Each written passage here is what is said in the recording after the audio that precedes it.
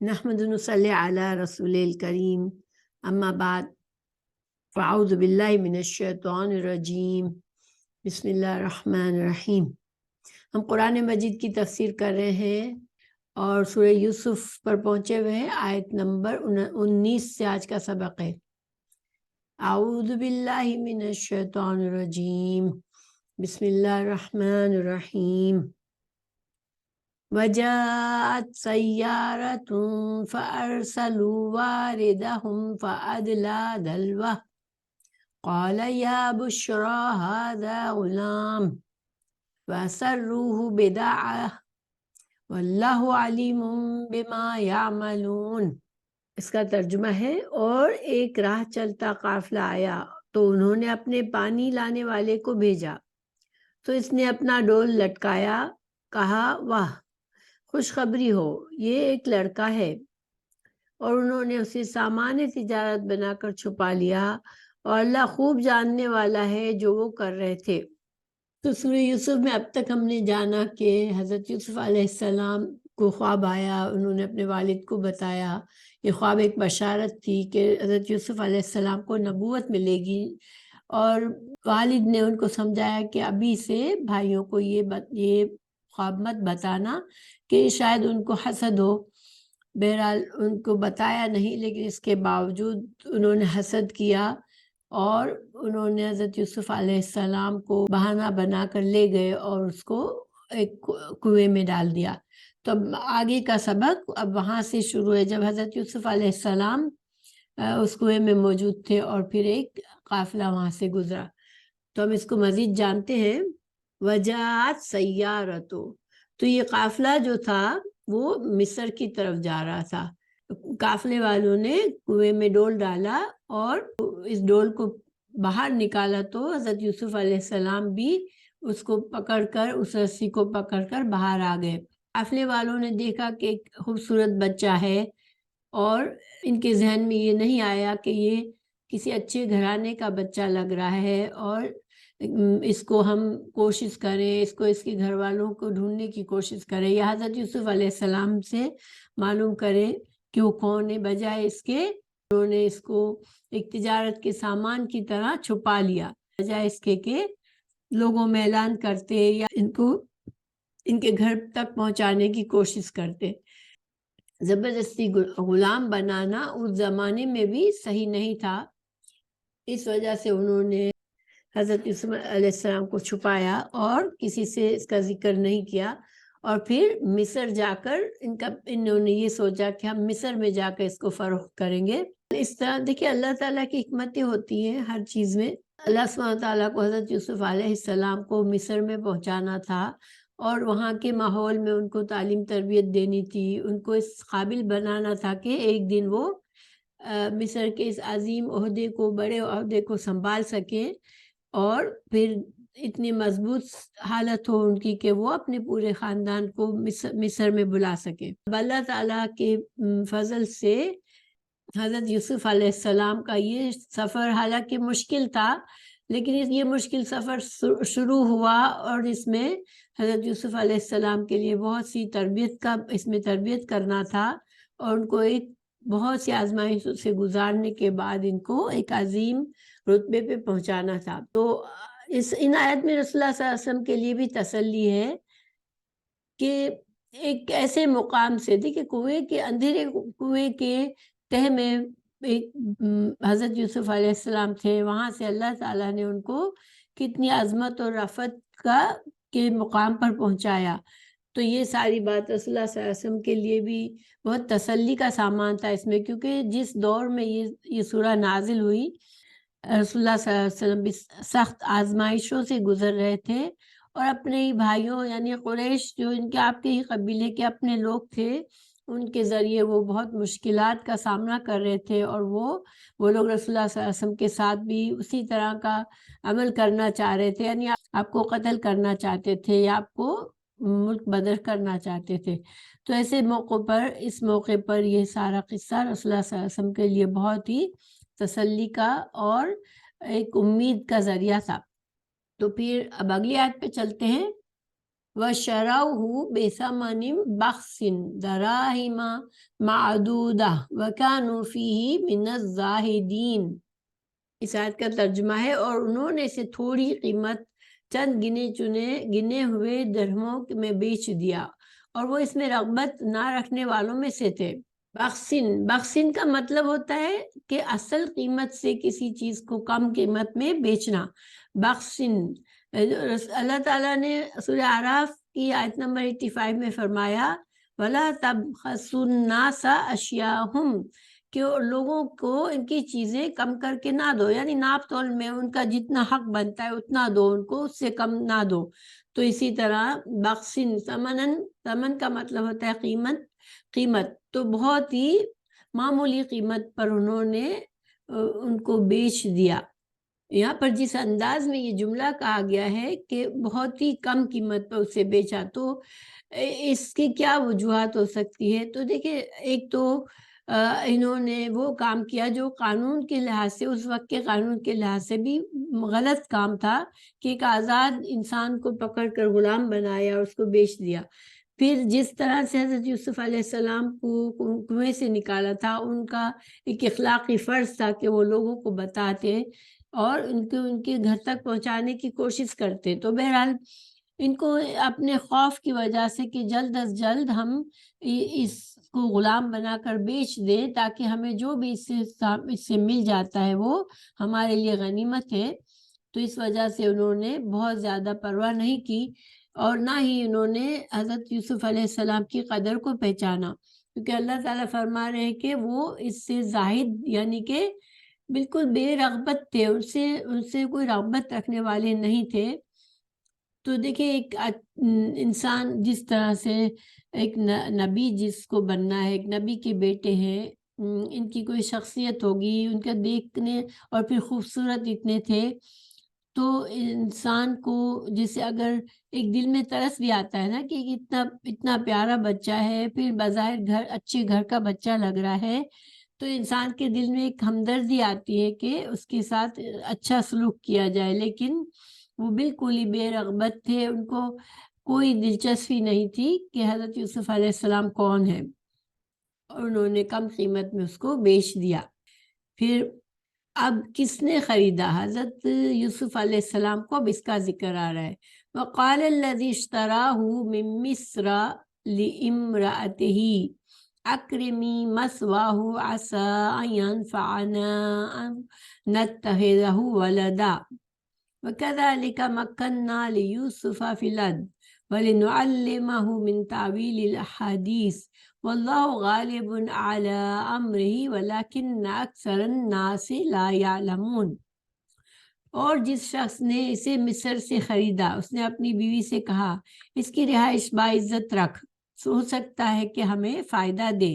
یا ہم اسے بیٹا بنا لیں۔ اور اسی طرح ہم نے یوسف کو اس زمین میں جگہ دی تاکہ ہم اسے باتوں کی اصل حقیقت میں سے کچھ سکھائیں، اور اللہ تعالیٰ اپنے کام پر غالب ہے، لیکن اکثر لوگ نہیں جانتے۔ تو اب جس شخص نے خریدا وہ مصر میں ایک بڑے عہدے پر فائز تھا، اور اس کا نام کوئی قرآن اور حدیث میں نہیں بتایا گیا، مگر اس کو عزیز مصر کہا گیا، اور یہی عہدہ بعد میں آگے چل کر حضرت یوسف علیہ السلام کو ملا۔ تو گویا کہ یہ کوئی بہت ہی زیادہ اہمیت والا عہدہ تھا اور بہت زیادہ اختیارات والا عہدہ تھا، اور چونکہ یہ ایک باعزت انسان تھا، اس نے حضرت یوسف علیہ السلام کو دیکھا تو اس کے دل میں یہ قدر ہوئی کہ یہ بچہ کوئی معمولی بچہ نہیں لگتا، یہ اچھے گھر کا بچہ ہے، اچھا پیارا خوبصورت بچہ ہے، اور اس کے حضرت یوسف علیہ السلام کے کچھ آداب اطوار دیکھنے کے بعد اس کو ایسا لگا کہ اس کو اگر ہم ایک غلام کی طرح نہیں رکھنا، ٹھیک ہے، غلام جو ہوتا ہے اس سے بس خدمت لی جاتی ہے، غلام کی کوئی حیثیت نہیں ہوتی، لیکن اس کو غلام کی طرح رکھنے سے منع کیا۔ اس نے اپنی بیوی سے کیا کہا کہ اس کو اچھی طرح رکھو، اچھے انداز میں ہم اس کی پرورش کریں گے اور یہ ہم کو فائدہ دے گا، یہ بڑا ہو کے ہمارے لیے فائدہ مند ہوگا، یا پھر ہم اسے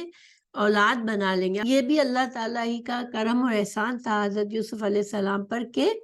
جس کے گھر میں ان کو پلنا تھا وہاں پر ایک اچھی طرح سے عزت کے ساتھ ان کو رکھا گیا اور ان کی پرورش اچھی طرح سے کی گئی۔ اور ظاہر ہے کہ ایک ایسے گھر میں تھے، ایک سرکاری عہدے پر فائز آدمی تھا، تو اس کے ساتھ رہ کر حضرت یوسف علیہ السلام کی تربیت بھی ہونی تھی اور ان کو ان سارے امور میں مہارت بھی حاصل ہونی تھی۔ اب اس عورت کا نام بتایا جاتا ہے زلیخا، لیکن یہ بھی کسی حدیث سے یا قرآن کی آیت سے نہیں پتہ چلتا، لوگوں نے یہ اسرائیلی روایات سے اس کا نام بتایا ہے۔ قرآن میں قصے بیان کیے جاتے ہیں تو اس میں مقصد یہ نہیں ہوتا کہ لوگوں کی دلچسپی کا کچھ سامان ہو، بلکہ ان میں سبق ہوتا ہے، اس میں ہمیں سیکھنا ہوتا ہے، ہماری تربیت ہوتی ہے۔ اس وجہ سے غیر ضروری تفصیلات قرآن کی قصوں میں نہیں بتائی جاتی، اور بہتر یہی ہوتا ہے کہ ہم تفسیر میں بھی نہ بات کریں، کیونکہ دیکھیے جتنا حد تک ہمیں قرآن اور حدیث میں نے جس چیز کو ضروری نہیں سمجھا ہم اس پر بحث کریں یا اس کو زیادہ اہمیت دیں تو اس سے اصل مقصد فوت ہو جاتا ہے۔ پھر اکرمی مسواہو عسى ينفعنا، تو یہ عزیز مصر نے اپنی بیوی کو حضرت یوسف علیہ السلام کے لیے جو تاکید کی، وہ کیا کہی کہ اس کو باعزت رہائش رکھو اس کی، اور اس کی ضروریات کا خیال رکھو کہ یہ ہمارا غلام اور آقا کا ان سے ہم رشتہ نہیں بنائیں گے، بلکہ اس کو ہم معزز طریقے سے پالیں گے۔ اور حضرت یوسف علیہ السلام کی ذہانت اور اچھی عادات سے یہ متاثر ہوا۔ اس شخص نے اپنی بیوی سے کہا کہ عزت کے ساتھ رکھنا اور اس کی ضرورتوں کا خیال رکھنا۔ تو اس سے ہمیں یہ بھی اندازہ ہوتا ہے کہ جب کسی بچے کو اچھی طرح پالا جائے، یعنی غلام بنا کر پالتے اگر، تو پھر غلام کی صلاحیتیں نہیں نکھرتی، مگر ایک آزاد ماحول میں ایک بچے کی صحیح پرورش کی جاتی ہے تو اس کے اندر بہت سی صلاحیتیں اس کی نکھر کے سامنے آ جاتی ہیں۔ تو یہ شخص سمجھدار تھا، اس نے دیکھا کہ حضرت یوسف علیہ السلام ایسے بچے لگتے ہیں جو کہ بڑے ہو کے ان سے فائدہ حاصل ہوگا، اور فائدہ کیا حاصل ہو سکتا ہے؟ اتنے بڑے عہدے کے لحاظ سے اگر ان کے گھر میں ہی کوئی ایسا سمجھدار اور بھروسے کے قابل انسان موجود ہے جن پر یہ بھروسہ بھی کر سکے اور ان کے کام بھی کروا سکے، تو یہ ایک بہت فائدے کی بات ہے۔ تو اس شخص کی سمجھداری کا اندازہ ہوتا ہے کہ اس نے یہ مناسب سمجھا کہ اس بچے کی ہم اگر صحیح تربیت کریں گے تو یہ میرے لیے ایک کام کا آدمی بن جائے گا اور میرے کام میں بھی مددگار ہوگا۔ اور جیسے کہ ہمیں اندازہ ہوتا ہے کہ جب حضرت یوسف علیہ السلام جب بڑے ہوتے ہیں اور پھر یہی عہدہ اللہ کے فضل سے ان کو ملتا ہے، تو ان کے اندر یہ جو صلاحیتیں تھی وہ ظاہری بات ہے کہ ایک اچھی طرح ایک شخص کو دیکھا تھا انہوں نے اس عہدے پر فائز اور اس کی ذمہ داریوں کو سمجھا تھا، تو یہ اللہ سبحانہ تعالیٰ کی حکمت ہمیں نظر آتی ہے کہ کس طرح ایک ایسے گھر میں پہنچا دیا حضرت یوسف علیہ السلام کو جو کہ صحرا میں ان کو یہ ساری چیزیں نہ حاصل ہوتی، اور جس جگہ سے وہ آئے تھے وہاں پر بھی یہ ایک بڑے شہر کا انتظام سنبھالنا، اس طرح کی صلاحیتیں حضرت یوسف علیہ السلام کو ایسی تربیت نہیں مل سکتی تھی۔ تو کہ اللہ سبحانہ تعالیٰ نے ایک طرح سے ایک جو بھی آزمائش کا وقت تھا حضرت یوسف علیہ السلام کے لیے، اس میں ایک لمحہ ان کے لیے فائدہ مند بھی بنایا کہ وہ ہر چیز ایک طرح سے ان کی تربیت کا سلسلہ تھا۔ پھر اس نے دو باتیں کہی کہ یا تو ہم اس کو یہ ہمیں فائدہ پہنچائے گا یا ہم اسے اپنے گھر کا ایک فرد بنا لیں گے، اس کو اپنا بیٹا بنا لیں گے۔ تو گویا کہ اب بیٹا بھی بناتے حضرت یوسف علیہ السلام کو تو یہ تو شاید ان کے اولاد بھی نہیں ہے اس شخص کی۔ وَكَذَلِكَ مَكَّنَّا لِيُوسُفَ، اس کی اب اللہ تعالیٰ خود ہمیں اس بات کی وضاحت فرما رہے ہیں کہ اس طرح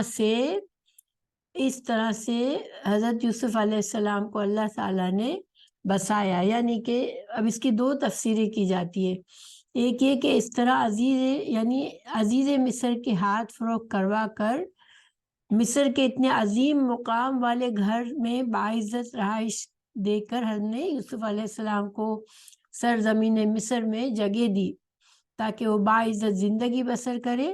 اور تاکہ وہ ایک حکمران کے گھر میں رہ کر سرداروں کی مجلسیں دیکھے اور حکمرانی اور سیاست کے اسرار اور رموز کو سیکھے، جو کہ صحرا میں رہنے والے کو کبھی حاصل نہیں ہو سکتی تھی۔ تو حضرت موسیٰ علیہ السلام کے جب ہم واقعات انشاءاللہ پڑھیں گے اور مختلف جگہوں پر ہم پڑھتے ہیں، تو دیکھیں حضرت موسیٰ علیہ السلام کو بھی اللہ تعالیٰ نے ایک غلام کے گھر، ظاہر اس وقت بنی اسرائیل غلام کی حیثیت رکھتے تھے اور فرعون نے بنی اسرائیل کو غلام بنا کے رکھا تھا، مگر حضرت موسیٰ علیہ السلام سے بہت اہم کام لینا تھا، ان کو ایک جلیل القدر نبی بنانا تھا، تو اللہ سبحانہ تعالیٰ نے ان کو ان کے اپنے گھر میں ان کی پرورش ہونے کے بجائے ان کو ایسے حالات ہوئے کہ وہ فرعون کے محل میں ان کی پرورش ہوئی، اور پھر اللہ سبحانہ تعالیٰ نے محل میں جب پرورش ہو کے جوان ہو گئے، بڑے ہو گئے، تو پھر انہیں صحرا میں پہنچا دیا اور وہاں پر 10 سال انہوں نے صحرا کی سخت زندگی گزاری۔ تو گویا یہ سارے واقعات ایک تربیت کا حصہ تھے۔ تو اسی طرح یوسف علیہ السلام کے ساتھ بھی جو کچھ بھی ہو رہا تھا وہ ان کی تربیت کا حصہ تھا۔ تو اللہ سبحانہ تعالیٰ اس کے دوسرا معنی اس ٹکڑے کا کہ کذالک مکننا لیوسف، یعنی ہم نے یوسف علیہ السلام کو اس طرح سے زمین میں ان کے لیے جگہ بنائی، تو اس میں یہ بھی معنی کیا گیا کہ بھائیوں کے شر سے انہیں بچایا، بھائی ان سے حسد کرتے تھے، پھر انہوں نے اتنا بڑا ان کے ساتھ گناہ کیا، ان کو کنویں میں ڈالا، تو اس سارے شر سے بچا کے اللہ سبحانہ تعالیٰ انہیں مصر میں لے آئے اور ایک اچھے گھر میں ان کو بسایا۔ واللہ غالب علی امرہ، کہ اللہ سبحانہ تعالیٰ ہر حال میں، اللہ تعالیٰ اپنے کام پر غالب ہے، یعنی اللہ سبحانہ تعالیٰ دنیا میں انسان کچھ بھی بدنیتی کرتا ہے اور بدنیتی سے کچھ کام کرتا ہے یا کسی کو نقصان پہنچانا چاہتا ہے، تو لیکن وہ اتنا ہی نقصان ہو سکتا ہے جتنا اللہ کی مرضی ہو، کیونکہ اللہ کے پکڑ کے اور اللہ کے غلبے سے کوئی بھی باہر نہیں ہے۔ غلبہ لفظ جو ہے وہ وہاں بولا جاتا ہے جہاں کوئی مقابلے میں ہو، ٹھیک ہے۔ تو اب جو لوگ سرکشی کرتے ہیں، یوسف کے بھائیوں نے کیا چاہا تھا، وہ حالانکہ وہ تو ایک نبی کے بیٹے تھے، مگر انہوں نے یہ چاہا کہ یوسف علیہ السلام کو ہٹا دے راستے سے، اس کو کنویں میں پھینک دیا، کہ اور اس خیال وہ سمجھ رہے تھے کہ ہم اپنے برے مقصد میں کامیاب ہو گئے، ہم جو کرنا چاہ رہے تھے ہم نے کر لیا، مگر اللہ تعالیٰ اپنے کام پر غالب ہے، تو وہ جو کرنا چاہتا ہے پھر کوئی طاقت نہیں جو اسے روک سکے۔ کنویں میں حضرت یوسف علیہ السلام کو ڈلنا تھا تو وہ اس کام میں کامیاب ہوئے، لیکن وہیں پر حضرت یوسف علیہ السلام کی زندگی ختم نہیں، بلکہ کنویں سے نکال کر اللہ تعالیٰ نے انہیں حکومت کے اور غلبہ نصیب کیا۔ جب ایک وقت آیا جب حضرت یوسف علیہ السلام حاکم تھے اور غالب تھے ان لوگوں پر، اور جن لوگوں نے حضرت یوسف علیہ السلام کے ساتھ یہ ظلم کیا کہ ان کو اس بے بسی کی حالت میں اس کنویں میں پھینکا، ان کو اللہ تعالیٰ نے اتنا مجبور کر دیا کہ وہ اپنے بھائی کے سامنے سائل بن کے پہنچے۔ ایک وقت آیا جب وہ حضرت یوسف علیہ السلام کے سامنے سائل بن کے پہنچے اور اس سے غلے کا سوال کرتے ہیں اور ان سے صدقہ مانگتے ہیں۔ تو یہ اللہ سبحانہ تعالیٰ کی کام ہے، اور اللہ تعالیٰ ہر چیز پر قادر اور غالب ہے۔ ہم بعض اوقات زندگی میں ہمارے ساتھ بھی کچھ ہو رہا ہوتا ہے تو ہمیں ایسا لگتا ہے کہ کیوں ہمارے ساتھ ایسا ہو رہا ہے، لیکن اللہ پر توکل کرے تو اللہ سبحانہ تعالیٰ ہر چیز پر غالب ہے، اور اللہ تعالیٰ ہر مشکل وقت سے انسان کو نکال سکتا ہے۔ اللہ تعالیٰ فرما رہے ہیں لیکن اکثر لوگ نہیں جانتے، تو اکثر لوگ نہیں جانتے کہ ہر قسم کے اختیار اللہ تعالیٰ ہی کے ہاتھ میں ہے، اس لیے وہ اپنے مقصد کے حصول کے لیے کسی ظلم اور ستم کی کمی نہیں کرتے۔ دیکھیں انسان اگر اللہ پر بھروسہ کرے تو کبھی ظلم نہ کرے، کیوں؟ کسی غلط طریقے سے وہ اپنے لیے جو بھی چاہتا ہے وہ غلط طریقے سے نہ حاصل کرے، کیونکہ اگر اسے یہ بھروسہ ہوگا کہ اللہ سبحانہ تعالیٰ ہی کے ہاتھ میں ہر معاملے کا ہونا نہ ہونا اور اس کا انجام ہر چیز اللہ کے ہاتھ میں ہے، تو انسان پھر غلط طریقوں سے کچھ بھی حاصل کرنے کی کوشش نہ کرے۔ اگر یہ بھروسہ ہو کہ ہوگا وہی جو اللہ تعالیٰ کو منظور ہوگا۔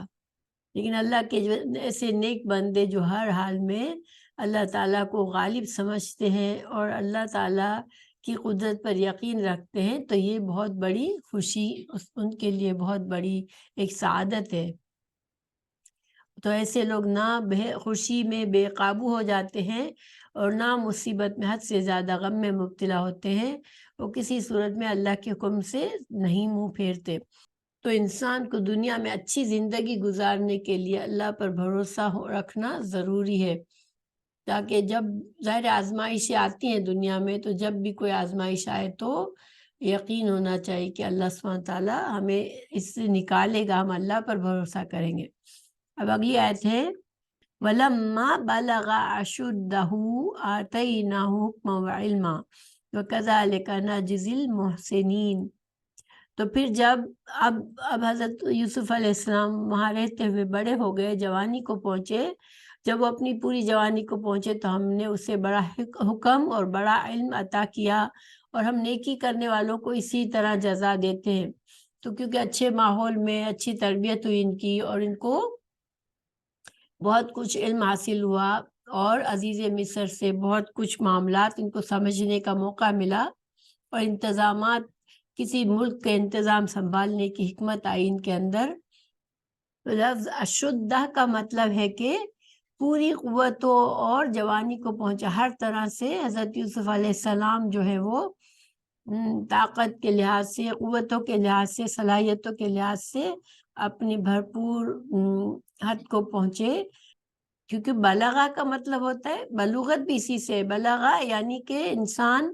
کسی مقام پر پہنچا۔ تو حضرت یوسف علیہ السلام جب ان تمام صلاحیتوں کو پا کر اور طاقت اور عمر کے لحاظ سے ایک اچھی عمر کو پہنچ گئے، جوانی کی عمر کو پہنچ گئے، اللہ سبحانہ تعالیٰ کی نگہبانی میں، اللہ تعالیٰ کی مرضی کے مطابق ان کی پرورش ہوئی، تو ان کے اندر حکمت اور علم آیا۔ لفظ حکمت کا معنی کیا جاتا ہے کہ جب ایک دو معاملات ایسے ہو جو ایک دوسرے کی مخالف اور ٹکرانے والے ہو، تو ان دو معاملات میں سے حق اور باطل میں سے حق کو فیصلہ کرنا، حق کا فیصلہ کرنا، یعنی حق کو پہچاننا اور حق کو قبول کرنا۔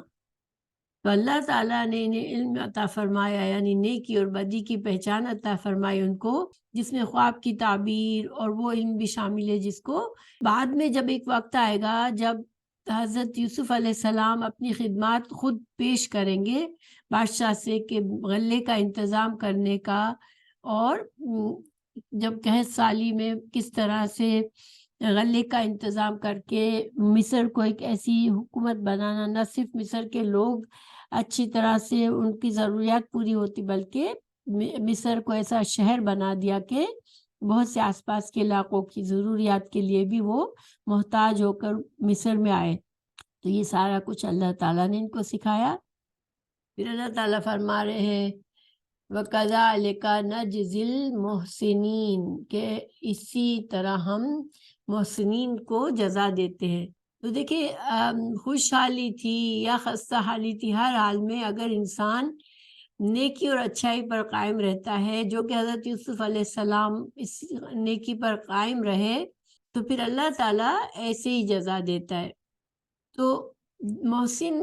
دیکھیں جب کوئی تنگ دست انسان ہوتا ہے، وہ اللہ کا شکوہ نہیں کرتا اور حالات پر ناراض ہونے کے بجائے اللہ کی مشیت سمجھ کر اور صبر اور شکر سے کام کرتا ہے، اور جو کچھ اللہ نے اسے دیا اس پر وہ خوش رہتا ہے، کسی غلط سمت میں نہیں جاتا، کوئی غلط طریقہ نہیں اپناتا اپنی خواہشات پوری کرنے کا، تو پھر اللہ سبحانہ تعالیٰ بھی اس کو ایسا اچھا بدلہ دیتے ہیں۔ تو یہاں پر یہ بھی اشارہ ملتا ہے کہ چونکہ اللہ تعالیٰ نے ایک عام جملہ فرمایا، یعنی پابندی نہیں ہے کہ یوسف علیہ السلام کو ہم نے جزا دی ان کے احسان کے رویے پر، بلکہ اللہ تعالیٰ فرما رہے ہیں کہ ہم اسی طرح دوسرے محسنون کو، جو بھی دنیا میں محسن بن کر رہے گا اور یہ اچھے اخلاق کے ساتھ رہے گا، صبر شکر سے رہے گا، اللہ پر بھروسہ کر کے رہے گا، نہ مشکل وقت میں بہت زیادہ جزا فضا کرے گا یا غلط راستوں کی طرف کو اختیار کرے گا، نہ یا بہت اچھے وقت میں خوشحالی میں بہت زیادہ آپے سے باہر ہوگا، تکبر نہیں کرے گا،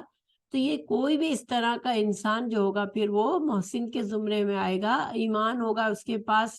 اللہ پر توکل ہوگی تو محسن ہی ہوگا، اور پھر اللہ تعالیٰ اس کو اچھی جزا دیں گے، چاہے دنیا میں بھی اچھا ہو سکتا ہے اور آخرت میں بھی اس کے لیے اچھا ہو سکتا ہے۔ پھر اب وراودته التي هو في بيتها عن نفسه وغلقت الابواب وقالت هيت لك قال معاذ الله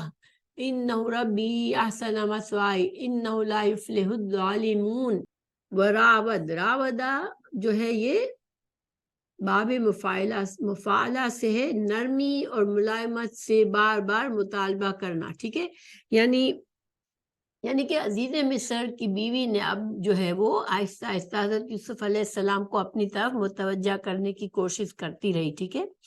پہلی بار میں اس نے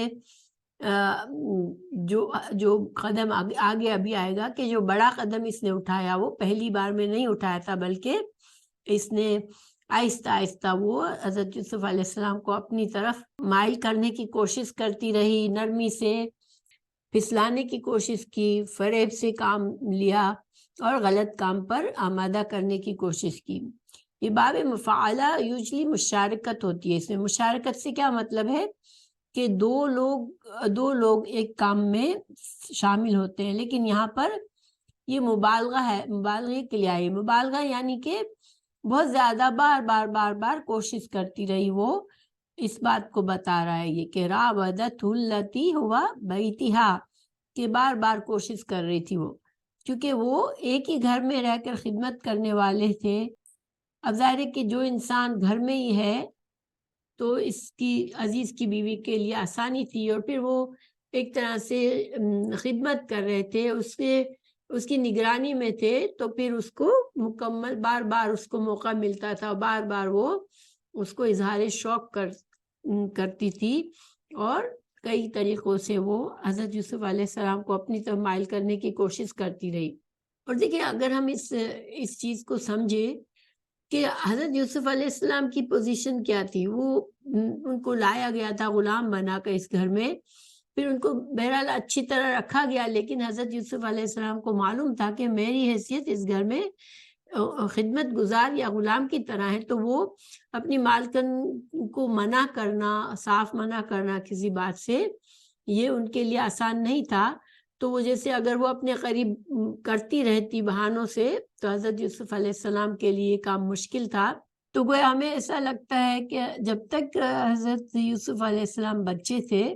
تو اس عورت نے شفقت سے اور محبت سے ان کو رکھا تھا، ٹھیک ہے،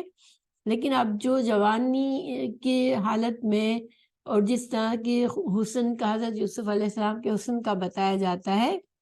تو پھر اس وجہ سے وہ اس کی محبت کا جو زاویہ تھا وہ بدل چکا تھا، کیونکہ حدیث بھی ہے رسول اللہ صلی اللہ علیہ وسلم نے معراج میں رسول اللہ صلی اللہ علیہ وسلم نے یوسف علیہ السلام سے ملاقات کا ذکر کرتے ہوئے فرمایا تھا کہ انہیں حسن کا شطر عطا کیا گیا ہے۔ تو یہ صحیح مسلم کی حدیث ہے۔ شطر کا معنی ہوتا ہے نصف، اس کا نصف بھی ہو سکتا ہے اور ایک حصہ بھی ہو سکتا ہے۔ تو کوئی آپ صلی اللہ علیہ وسلم نے حضرت یوسف علیہ السلام کے حسن کی تعریف فرمائی تھی، کیونکہ جو معراج جب معراج کے لیے آپ صلی اللہ علیہ وسلم کو لے جایا گیا تو وہاں تمام انبیاء سے ملاقات ہوئی تھی، اور اس وجہ سے حضرت رسول اللہ صلی اللہ علیہ وسلم نے حضرت یوسف علیہ السلام کا جب ذکر فرمایا تو ان کے حسن کے بارے میں بتایا کہ بہت ہی حسین بنایا اللہ نے ان کو، بہت خوبصورتی عطا فرمائی، حسن کا بڑا حصہ عطا فرمایا۔ ترمذی کی ایک حدیث بھی ہے کہ اللہ تعالیٰ کے اس حکم کی نافرمانی بھی تھی کہ کوئی عورت کسی غیر محرم مرد کے ساتھ اکیلی نہ ہو، ورنہ اس کے ساتھ تیسرا شیطان ہوگا جو دونوں کو ایک دوسرے کی نگاہ میں خوبصورت بنا کر دکھائے گا۔ تو یہاں پر دیکھیں یہ حدیث ہمیں یہ بتاتی ہے کہ جب کوئی غیر مرد ہے، نامحرم مرد اور عورت ہے، تو وہ تنہائی میں ان کا ملنا، کسی بھی وجہ سے بہت زیادہ ملنا، ملاقات کرنا، اس میں شیطان داخل ہو جاتا ہے اور پھر وہ انسانوں کو غلط بات پر اکساتا ہے۔ حضرت یوسف علیہ السلام تو خیر اللہ کے نبی تھے تو شیطان سے محفوظ تھے، لیکن مگر عزیز مصر کی بیوی جو ہے وہ اس شر سے نہ بچ سکی۔ ہم کو ہماری شریعت میں ایون گھر کے معاملے میں بھی خاوند کے گھر اگر بھائی آتے جاتے رہتے تو ان سے بھی احتیاط کے لیے فرمایا ہے کہ خاوند کا بھائی تو موت ہے، بخاری کی حدیث ہے، یعنی کہ دیور سے بھی پردہ کرنے کے لیے کہا گیا ہے۔ اب اللہ سبحانہ تعالیٰ نے اس عورت کا نام نہیں لیا جس کے گھر میں یوسف تھے، حق یہی ہے کہ ہم بھی نہ لیں، کیونکہ دیکھیں نام لینے کا کیا مقصد ہے، جو ایک اس واقعے میں جو فائدہ ہے، جو نصیحت ہے، اس پر ہمیں نظر رکھنی ہے، اور نہ ہی ان کا نام کسی صحیح ذریعے سے ہمیں ملتا ہے۔ حدیث میں بھی ان کا نام نہیں بتایا گیا، اور چونکہ وہ گناہ گار ثابت ہوئیں، ان سے خطا ہوئی، تو پھر ایسے میں ہماری شریعت ہمیں یہی سکھاتی ہے کہ کسی گنہگار کا نام لے کر چرچا کرنا، بات کرنا ایک طرح سے ہمارے لیے یہ مناسب نہیں ہے، ہمیں پردہ رکھنا چاہیے۔ پھر عن نفسہ، اس کا کیا مطلب ہے؟ ایک بڑی اچھے انداز میں، یعنی قرآن میں جب بھی کوئی ایسی بات بتائی جاتی ہے جس میں شرم و حیا کا خیال رکھنا ہے، تو اس کو بڑے اچھے انداز میں ایک اشارے میں بتایا جاتا ہے۔ تو اس نے جو دعوت گناہ دی اس کے بارے میں بتایا گیا کہ حضرت یوسف علیہ السلام کو ان کے نفس سے اس نے بھٹکانا چاہا۔ پھر اس نے کیا کیا؟ غلقت الابواب، غلقہ کا مطلب باب تفعیل سے ہے یہ، تو دروازے اچھی طرح بند کر لینا، کیونکہ باب تفعیل میں کسی کام کو تکلف سے اور اہتمام سے کرنا، تو اس نے اچھی طرح سے دروازے بند کر لیے، اور پھر کہا ہیت لک، ہیت لک کا جو معنی ہے وہ ہے آ جلدی کر، ٹھیک ہے۔ تو آپ دیکھیں کہ اہل علم اس بارے میں فرماتے ہیں کہ حضرت یوسف علیہ السلام کو اس وقت گناہ پر آمادہ کرنے والی ہر چیز موجود تھی، اکیلے بھی تھے دونوں، پھر دروازے بند تھے، پھر وہ پوری طرح سے دعوت دے رہی تھی، جلدی کر کے آنے کو کہہ رہی تھی، گویا کہ وہ پوری طرح سے تیار تھی برائی کے لیے۔ پھر وہ خوبصورت اور ایک عہدہ رکھنے والی عورت تھی، یعنی کہ حضرت یوسف علیہ السلام ایک طرح سے اس کے سامنے ایک غلام یا خدمت گزار کی حیثیت رکھتے تھے، اور وہ مالکہ تھی، تو ہر طرح سے حضرت یوسف علیہ السلام کے لیے گناہ کی طرف جانا آسان تھا، اور حضرت یوسف علیہ السلام کے لیے یہ بھی نہیں تھا کہ میرا خاندان میں اگر میں یہ کام کروں گا تو میرا خاندان، میری قوم یا میرے لوگوں میں میری رسوائی ہوگی، کیونکہ آپ مصر میں اکیلے تھے، کوئی خاندان وہاں موجود نہیں تھا۔ مگر پھر بھی حضرت یوسف علیہ السلام نے کیا جواب دیا اس عورت کی دعوت گناہ پر؟ قال معاذ اللہ، یوسف علیہ السلام نے فرمایا تم جو چاہتی ہو میں اس سے بچنے کے لیے اللہ کی پناہ مانگتا ہوں، اور وہ مجھے اپنی پناہ میں لے کر اس سے بچا لے۔ دیکھیں اللہ تعالیٰ کی پناہ لے لینا، اس سے بڑھ کر کس کی پناہ چاہیے؟ اور اس سے ہمیں یہ بھی ثابت ہوتا ہے کہ حضرت یوسف علیہ السلام نے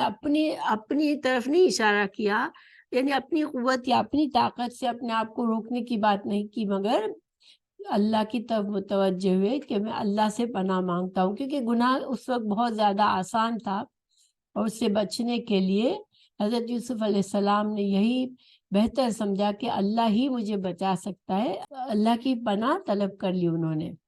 اور ساتھ ہی ساتھ بتایا کہ اللہ تعالیٰ نے مجھے اچھا ٹھکانہ دیا ہے یہاں پر، اور میں اللہ کی نافرمانی کر کے ظالموں میں شامل نہیں ہونا چاہتا۔ دوسرا معنی یہ بھی کیا کہ اس کام سے اللہ کی پناہ مانگتا ہوں کہ عزیز مصر کی بیوی ہو، تم عزیز مصر کی بیوی ہو جو میرا مالک ہے، اور میں اس کا غلام ہوں، اور اس نے میرے لیے رہنے کا اچھا انتظام کیا ہے، تو میں اپنے مالک کی خیانت کیسے کر سکتا ہوں؟ یعنی دونوں معنی کیے گئے ہیں، ایک تو اللہ کی طرف اشارہ کر کے، اور دونوں صحیح بھی ہو سکتے ہیں کیونکہ حضرت یوسف کا ایمان تھا اللہ پر، تو اللہ کی طرف کہ اللہ تعالیٰ نے مجھے اچھی طرح رکھا، جس بری حالت سے میں یہاں لایا گیا اس مقابلے میں، تو میں کیسے برائی کروں؟ اور دوسرا یہ کہ ماں عزیز مصر نے مجھے اچھی طرح پالا، اچھا مقام دیا، حالانکہ میں غلام بن کے یہاں آیا، تو پھر میں اس کے کیسے خیانت کروں؟ تو گویا دونوں معنوں میں دیکھیں، ایک معنی میں تو اللہ کا نام لے کے عزیز مصر کی بیوی کو ڈرایا ایک طرح سے، اور دوسرے معنی میں اسے خاوند کی شرم دلائی کہ تم ایسے انسان کی کیوں اس کے ساتھ کیسے برائی کرنا چاہ رہی ہو، اس کی خیانت کیسے کرنا چاہ رہی ہو۔ تو گویا نہ صرف انہوں نے اپنے آپ کو روکا بلکہ اس کو بھی سمجھانے کی کوشش کی۔ اس سے یہ بھی اندازہ ہوتا ہے کہ حضرت یوسف علیہ السلام کو اس بات سے آر نہیں تھی کہ وہ غلام بن کر یہاں آئے ہیں، یعنی وہ اپنی تقدیر پر شاکر تھے کہ اللہ تعالیٰ اگر مجھے یہاں غلام بنا کر لایا ہے تو اس میں اللہ تعالیٰ کی مشیت اور مرضی ہے، اور میں اللہ کی رضا میں راضی ہوں، اور میں اپنی اس حیثیت سے آگے نہیں بڑھنا چاہتا۔ ٹھیک ہے، اگر اس نے عزیز مصر کی طرف اشارہ کیا کہ اس نے مجھے اچھا ٹھکانہ دیا ہے، تو پھر وہ اس میں یہ بھی اظہار ہو رہا ہے کہ وہ اپنی اس بات پر راضی ہیں کہ اللہ تعالیٰ نے اگر مجھے اس کا غلام بنایا ہے تو بے شک میں اس کا حق ادا کرنا چاہتا ہوں، میں اس کے ساتھ خیانت نہیں کرنا چاہتا ہوں، کیونکہ اب اس احسان کرنے والے انسان کے ساتھ زیادتی کرنا، اس سے خیانت کرنا تو ظلم ہو جاتا۔ دیکھیں، رب کا معنی ویسے بھی مالک ہوتا ہے۔ رب وہ ہوتا ہے جو غلام کا مالک ہوتا ہے، رب البیت، رب الغلام۔ غلام اگر انسان ہے تو اس کا جو مالک ہوتا ہے اس کو رب ہی کہا جاتا ہے۔ پھر ساتھ ہی ساتھ حضرت یوسف علیہ السلام نے یہ کہا کہ اِنَّهُ لَا يُفْلِحُ الظَّالِمُونَ، یعنی زنا ظلم ہے، اور حقیقت یہ کہ ظالم کبھی فلاح نہیں پاتے۔ زنا جو ہے یہ ایسا جرم ہے کہ جو انسان اپنے آپ پر ظلم کرتا ہے۔ پھر ساتھ ہی ساتھ اس عورت پر بھی، ایک مرد اگر زنا کرتا ہے تو ظلم کرتا ہے، اس کے خاوند پر ظلم کرتا ہے، اپنے خاندان اور اس کے خاندان کے دونوں پر ظلم کرتا ہے، اور کسی خاندان کا بچہ دوسرے خاندان کا بچہ شمار ہوگا۔ یعنی اگر اس زنا کے بدلے میں جب زنا کے گناہ کے بعد جو بچہ پیدا ہوتا ہے تو اس کی نسب ہی برباد ہو جائے گی، اس کا نسب باپ کے ساتھ کی نہیں جائے گی، اس کو ولد الزنا کہا جائے گا۔ زنا جو ہے بہت بڑا ظلم ہے، اور اللہ تعالیٰ نے قرآن میں فرمایا وَلَا تَقْرَبُوا الزِّنَا إِنَّهُ كَانَ فَاحِشَةً وَسَاءَ سَبِيلًا، بنی اسرائیل آیت نمبر 32 میں۔ اور زنا کے قریب نہ جاؤ، بے شک وہ ہمیشہ سے بڑی بے حیائی ہے اور برا راستہ ہے۔ یعنی کہ زنا کا جو گناہ ہے وہ نہ صرف بے حیائی ہے بلکہ ایک بہت برا راستہ ہے۔ زنا کے ذریعے انسان دوسرے کی عزت کو برباد کرتا ہے۔ ہماری شریعت میں جن گناہوں کو بڑا کہا گیا اور ان سے روکا گیا، جیسے اب چوری کو بھی دیکھ لے کہ چوری جو ہے وہ جب انسان چوری کرتا ہے تو وہ کیا کر رہا ہوتا ہے؟ چور جو ہے وہ کسی کے مال کو غصب کر رہا ہوتا ہے، ناجائز طریقے پر حاصل کر رہا ہوتا ہے۔ لیکن اگر چور کو اس کی سزا نہیں ملتی تو وہ بار بار کرتا ہے، اور اسی طرح آج ہم کسی کی چوری کرتے ہیں تو کل کوئی ہماری چوری کرتا ہے اور کوئی محفوظ نہیں رہتا۔ اسی طرح زنا کے گناہ کو اگر نہ روکا جائے تو اس سے معاشرے سے پاکیزگی ختم ہوتی ہے اور بے حیائی پھیلتی ہے، بچے کی نسب خراب ہوتی ہے، خاندان کی عزت خراب ہوتی ہے۔ بہرحال حضرت یوسف علیہ السلام نے اس گناہ سے اپنے آپ کو بچایا، اللہ کی پناہ لے لی، اور یہ بہت بڑی مثال ہے بہت سے لوگوں کے لیے کہ جب اتنا آسان ہو گناہ کرنا، اس کے باوجود انسان اس گناہ کی طرف نہ جائے اور اللہ کی پناہ لے لے۔ پھر اب اللہ تعالیٰ مزید فرما رہے ہیں وَلَقَدْ هَمَّتْ بِهِ وَهَمَّ بِهَا، اللہ تعالیٰ فرمائے اور بلا شبہ یقیناً وہ اس کے ساتھ ارادہ کر چکی تھی، یعنی برا ارادے کے لیے وہ پوری طرح تیار تھی، اور وہ بھی اس عورت کے ساتھ ارادہ کر لیتا۔ اب یوسف علیہ السلام کی حالت بتائی جا رہی ہے کہ حضرت یوسف علیہ السلام کے لیے بھی اس وقت وہ گناہ اتنا زیادہ آسان تھا کہ حضرت یوسف علیہ السلام بھی گناہ کا ارادہ کر لیتے، مگر لولا الرعا برہان ربہ،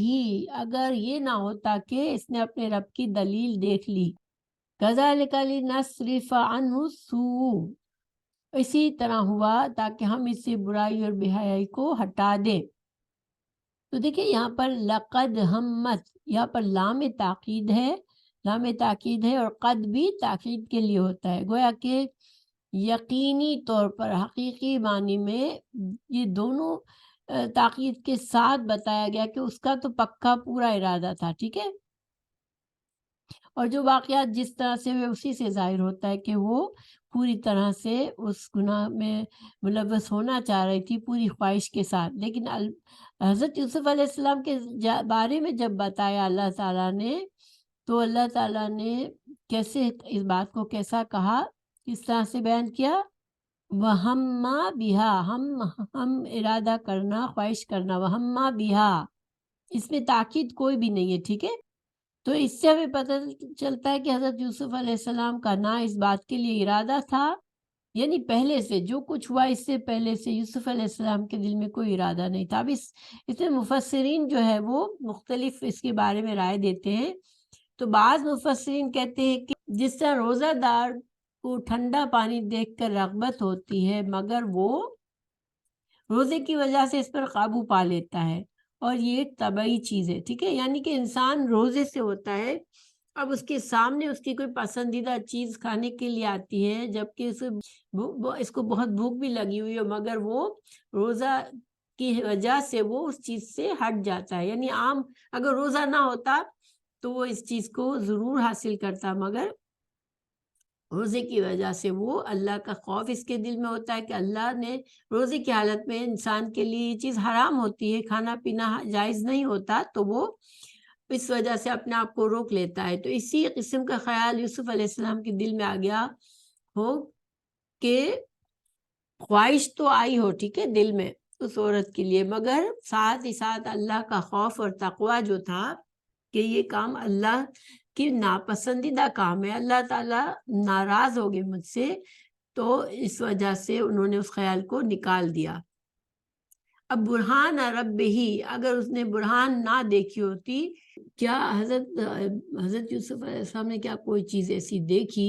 جس کی وجہ سے رک گئے؟ تو دیکھیں یہ دوسری جگہ اللہ تعالیٰ نے حضرت موسیٰ علیہ السلام کی والدہ کے بارے میں ذکر فرمایا کہ ان کادت لتبدی بہی لولا اربتنا علی قلبہا، سورہ القصص کی آیت نمبر 10 ہے کہ بے شک وہ قریب تھی کہ اسے ظاہر کر ہی دیتی اگر یہ بات نہ ہوتی کہ ہم نے اس کے دل پر بند باندھ دیا تھا۔ تو گویا اللہ تعالیٰ کے لیے ضروری نہیں ہے کہ کوئی برہان، کوئی چیز سامنے آنکھوں کے سامنے دکھائی جائے، اللہ تعالیٰ دلوں کے ساتھ دلوں کو مائل کر سکتا ہے خیر کی طرف، اللہ تعالیٰ دلوں کو روک سکتا ہے گناہ سے، تو اللہ تعالیٰ محسنین کے ساتھ اچھے لوگوں کو گناہ سے بچا لیتا ہے، اس کے دل کو ثابت کر دیتا ہے حق پر، اللہ تعالیٰ نے ان کے دل کو مضبوط کر دیا اور وہ اس گناہ سے بچ گئے۔ تو گویا اس سے ہمیں پتہ چلتا ہے کہ حضرت یوسف علیہ السلام نے اپنے ارادہ کیا ہوتا ہے، دیکھیے ایک تو خیال ہوتا ہے، ٹھیک ہے، انسان کے دل میں گناہ کا خیال آیا، پھر اس خیال کے بارے میں وہ سوچتا رہتا ہے، پھر وہ اس گناہ کے لیے اپنے آپ کو آمادہ کرتا ہے تو وہ ارادہ بن جاتا ہے، ٹھیک ہے، لیکن حضرت یوسف علیہ السلام نے اپنے تقوی اور ایمان کی وجہ سے کبھی اس خیال کو ارادہ نہیں بننے دیا، کہ جب انسان گناہ کا ارادہ کر لیتا ہے اور کوشش کرتا ہے تو پھر تو اس کی نیت بھی ہوتی ہے کرنے کی، تو پھر اس سے گناہ سے بچنا بہت مشکل ہو جاتا ہے، لیکن یہاں پر یہ تھا کہ صرف ایک خواہش کا خیال تو آیا کیونکہ حالات ایسے تھے، ہر طرح سے آسان تھا گناہ کرنا، مگر حضرت یوسف علیہ السلام کا پکا ارادہ نہیں تھا کوئی، اور ان کو اللہ تعالیٰ نے ان کی اس نیکی کی وجہ سے اللہ نے ان کو بچا لیا اس گناہ سے۔ وہ ہمارا جو اچھی سوچ ہوتی ہے اس سے بھی ہمیں فائدہ ملتا ہے، ہماری نیت اچھی ہوتی ہے تو اللہ تعالیٰ کی مدد ضرور آتی ہے پھر، اور انسان گناہ سے بچ جاتا ہے۔ كَذَلِكَ لِنَصْرِفَ عَنْهُ السُّوءَ وَالْفَحْشَاءَ، اسی طرح ہوا تاکہ ہم اسے برائی اور بے حیائی سے ہٹا دیں۔ تو گیا اللہ تعالیٰ نے ایک طرح سے یوسف علیہ السلام کا ایمان اور اللہ پر توکل اور پاکیزہ نفس کی وجہ سے وہ بچ گئے اس گناہ سے۔ وَإِنَّهُ مِنْ عِبَادِنَا الْمُخْلَصِينَ، کہ حضرت یوسف علیہ السلام کے بارے میں اللہ تعالیٰ نے کیا فرمایا کہ یہ ہمارے خالص کیے ہوئے بندوں سے تھے۔ تو گویا کہ لولا را برہانہ، اس کے لیے کوئی حدیث میں ہمیں کوئی ایسی چیز نہیں ملتی ہے کہ اللہ تعالیٰ نے کچھ دکھایا، کوئی برہان دکھائی، کوئی دلیل دکھائی، اس وقت ایسا کچھ نہیں تھا، ٹھیک ہے۔ بس حضرت یوسف علیہ السلام کی اچھی نیت و ارادہ اور اللہ تعالیٰ کی مشیت سے اللہ تعالیٰ نے ان کو گناہ سے بچایا۔ انہو من عبادنا المخلصین، تو مخلصین ایک ہوتا ہے اور ایک مخلصین ہوتا ہے، ٹھیک ہے۔ تو مخلصین لام پر کسرہ اگر ہو تو اس کا مطلب کیا ہوتا ہے کہ اخلاص کرنے والے، نیک بخت بندے، ٹھیک ہے۔ جو ایک بندہ جو کہ خود سے نیکی کرنے والا ہوتا ہے، خود سے اخلاص کرنے والا ہوتا ہے یہ۔ اور مخلصین لام کی فتح کے ساتھ ہو تو معنی یہ ہوتا ہے کہ جنہیں چن لیا گیا، یعنی خود اللہ تعالیٰ نے ہی جسے چنا ہو، جسے خالص کیا ہو تو مخلصین ہوتا ہے۔ تو اللہ تعالیٰ نے چونکہ اپنے انبیاء کرام کی اللہ حفاظت فرماتا ہے، تو وہ لوگ، اس کا ترجمہ کیا ہوگا، وہ لوگ جنہیں اللہ تعالیٰ کی طرف سے چنے جانے کا شرف حاصل ہوا۔ مخلص بندہ ہونا ان دونوں باتوں کی علت ہے۔ یوسف علیہ السلام نے برائی کا ارادہ بھی نہیں کیا، اور یہ کہ ہم نے برائی و بے حیائی کو ان سے ہٹا کر رکھا، کیوں؟ اس لیے کہ وہ ہمارے چنے ہوئے بندوں میں سے تھے، جن کے متعلق شیطان نے خود اعتراف کیا تھا کہ انہیں گمراہ نہیں کر سکوں گا۔ دیکھیں، جب شیطان نے قسم کھائی کہ میں تیرے بندوں کو گمراہ کروں گا، تو اس نے کہا تھا الا عبادک منہ المخلصین، سورہ حجر کی آیت نمبر 40 میں، مگر ان میں سے تیرے وہ بندے جو خالص کیے ہوئے ہوں گے۔ گویا کہ اللہ سبحانہ تعالیٰ اپنے جن بندوں کو چن لیتا ہے اچھائی کے لیے، خیر کے لیے، اللہ خود ان کی حفاظت بھی فرماتا ہے۔ اور جب اللہ حفاظت فرمائے تو پھر یہ سوال ہی نہیں پیدا ہوتا کہ حضرت یوسف علیہ السلام نے کوئی برا ارادہ خود کیا ہو۔ اب اگلی آیت ہے وَاسْتَبَقَ الْبَابَ وَقَدَّتْ قَمِيصَهُ مِنْ دُبُرٍ وَأَلْفَيَا سَيَّدِهَا لَهَا لَدَى الْبَابِ قَالَتْ مَا جَزَاءُ مَنْ أَرَادَ بِأَهْلِكَ سُوءًا إِلَّا أَنْ يُسْجَنَ أَوْ عَذَابٌ أَلِيمٌ۔ اور دونوں دروازے کی طرف دوڑے، اور اس عورت نے اس کی قمیص پیچھے سے پھاڑ دی، اور دونوں نے اس کے خاوند کو دروازے کے پاس پایا۔ اس عورت نے کہا، کیا جزا ہے اس کی جس نے تیری گھر والی کے ساتھ برائی کا ارادہ کیا، سوائے اس کے کہ اسے قید کیا جائے یا دردناک سزا ہو۔ تو گویا کہ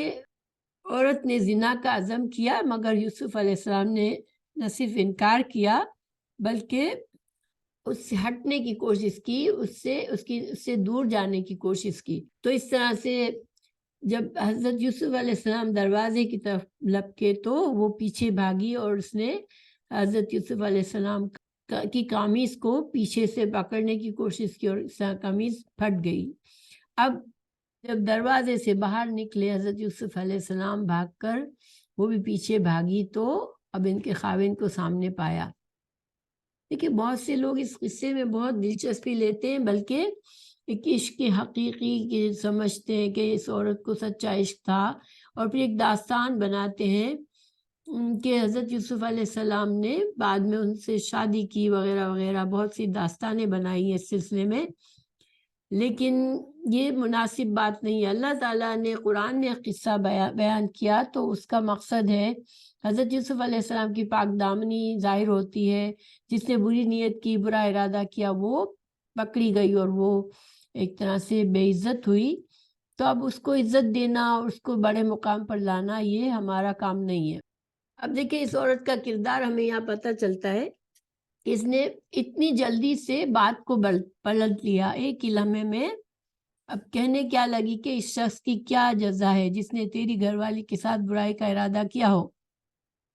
یعنی گناہ کا الزام اتنی جلدی اس نے حضرت یوسف علیہ السلام پر ڈال دیا۔ اگر سچ معنوں میں اسے اس کے دل میں کوئی محبت ہوتی، کوئی عزت ہوتی، تو وہ کبھی بھی ایسا نہ کرتی، لیکن اس نے اپنا سارا گناہ الزام حضرت یوسف علیہ السلام پر ڈالا، اور نہ صرف یہ بلکہ اس کی سزا بھی بتا دی، خود ہی کے سوائے اس کے کہ قید کیا جائے یا دردناک سزا ہو، یعنی کہ حضرت یوسف علیہ السلام کے بارے میں سے کوئی ہمدردی نہیں تھی یا کوئی اچھا خیر خواہی کا جذبہ نہیں تھا اس کے دل میں، تو گویا کہ صرف اس نے ایک برائی کا ارادہ تھا اس کے دل میں، اور اس برائی کو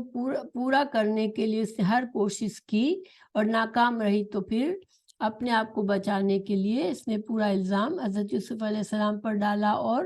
ان کے لیے سزا کی تدبیر پیش کی۔ اب حضرت یوسف علیہ السلام فرماتے ہیں قال ہی راوتنی عن نفسی وشہد شاہد من اہلہا ان کان قمیصہ قد من قبل فصدقت وهو من الكاذبین وان کان قمیصہ قد من دبر فکذبت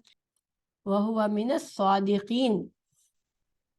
اب یوسف علیہ السلام نے کہا اسی نے مجھے میرے نفس سے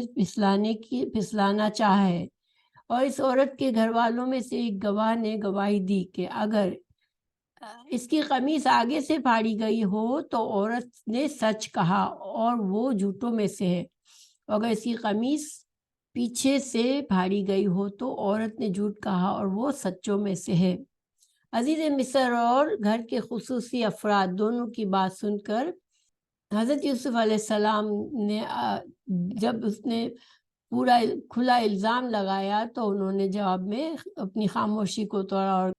اپنی صفائی پیش کرنا ضروری سمجھا اور کہا کہ اس نے مجھے میرے نفس سے پھسلایا ہے۔ دیکھیے یہاں پر خاموش رہنا مناسب نہ ہوتا حضرت یوسف علیہ السلام کا، کیونکہ آپ پر ایک برا الزام لگایا گیا تھا۔ اگر جھوٹا الزام اور تہمت لگانے کے بعد پھر انسان کو ضروری ہے، لازمی ہے کہ وہ اپنے اوپر سے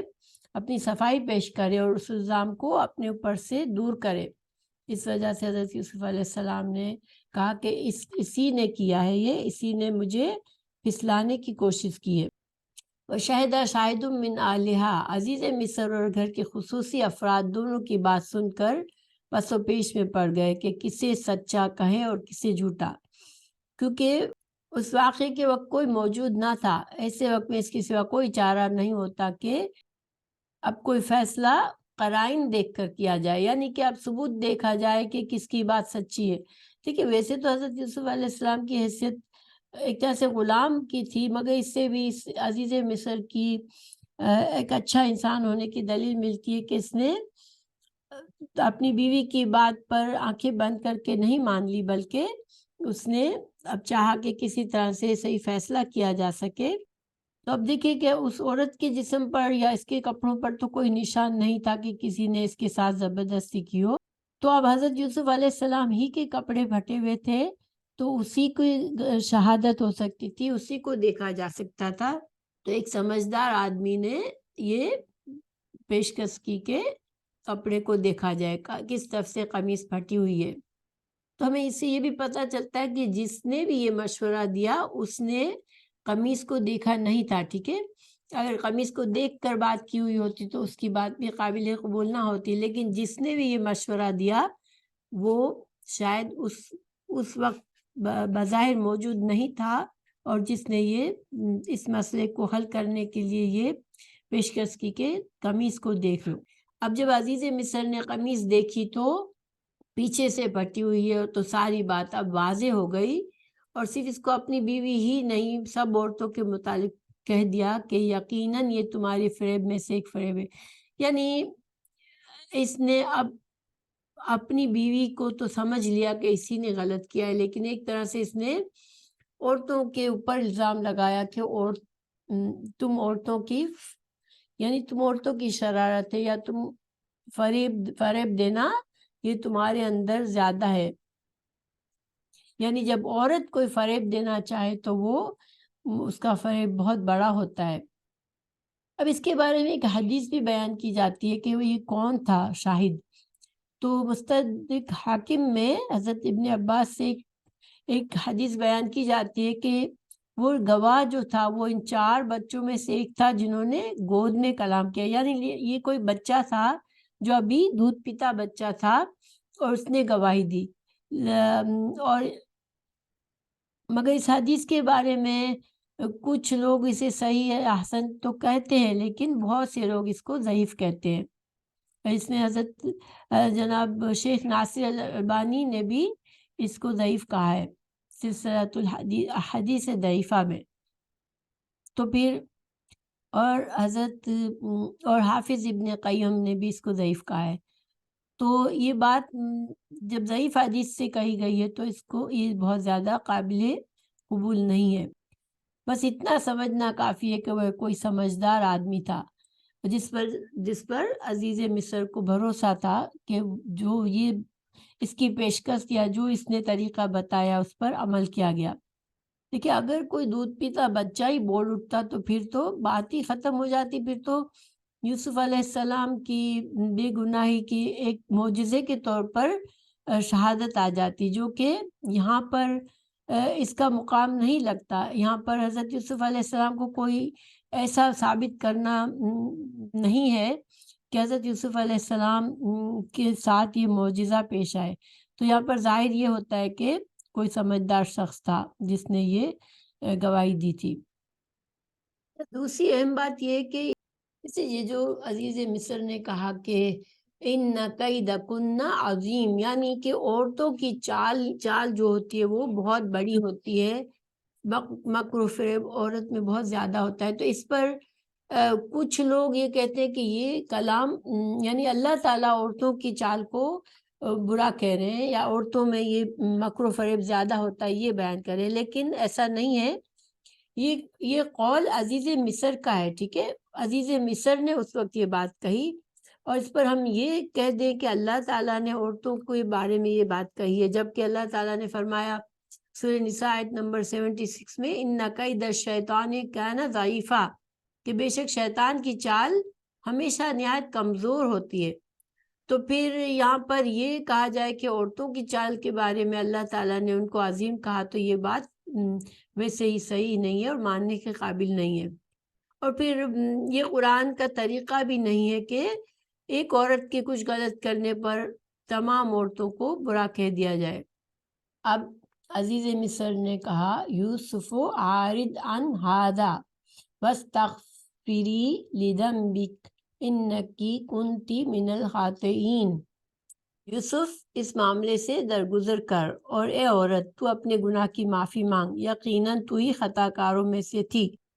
اب یوسف علیہ السلام کو عزیز مصر نے کہا کہ تم اس معاملے سے درگزر کرو، کیونکہ دیکھیں یہ ایک طرح سے اس کے لیے بھی شرمندگی کا معاملہ تھا، اور اس بات کو پھیلانے میں اس کی ہی بے عزتی تھی. مگر اس کے مالک حضرت یوسف علیہ السلام کو ایک طرح سے وہ شخص کہہ رہا ہے کہ مجھے بھروسہ ہے تمہاری بات پر، تم بے گناہ ہو، لیکن اس بات کو اب آگے نہیں لے جانا، آگے نہیں پھیلانا. ادھر پھر ساتھ ساتھ اس نے اپنی بیوی سے کہا کہ تو گناہ گار ہے اور اپنے گناہ کی معافی مانگ. اور یہ جو خاطئین لفظ ہے نا، دیکھیے خطا سے ہے، لیکن